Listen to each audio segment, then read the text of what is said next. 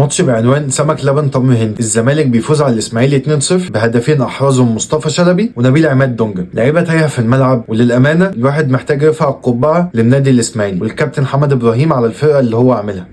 ومع سوء النتائج ديت، بس في رايي فرقه الاسماعيلي حاليا تاخد وقت شويه وهتبقى من احسن الفرق اللي موجوده في مصر. لعيبه كلها صغيره في السن والمواهب موجوده عندهم. وبالنسبه لنادي الزمالك فلا اداء ولا روح ولا فنيات ولا اي حاجه، ومع ذلك غباء من اللعيبه. الغباء دوت بيتمثل في لقطه طرد ناصر ماهر. لعيب عنده لا مبالاه، وان هو لسه راجع من اصابه بقاله شهرين، وفي وقت فرقته محتاجاه ما عملش حساب لكل دوت وتصرف تصرف فردي. خلينا بقى لما نشوف لجنه المسابقات هتطلع عقوبه قد ايه. الطرد المباشر المفروض العقوبه بتاعته مباراتين، ولكن لو وصل لتعدي ممكن العقوبه توصل لاربع ماتشات، واللي بالمناسبه ماتشين وهتلاعب الاهلي. هيعمل منها بطاطس محمره، والله زي ما بقول لك كده هيعمل منها بطاطس محمره. مش عايز اتكلم الصراحه في الماتش لان مفيش اي حاجه تقدر ان انت تتكلم فيها في الماتش. تاني بقول لك ماتش بعنوان سمك لبن تمر هندي.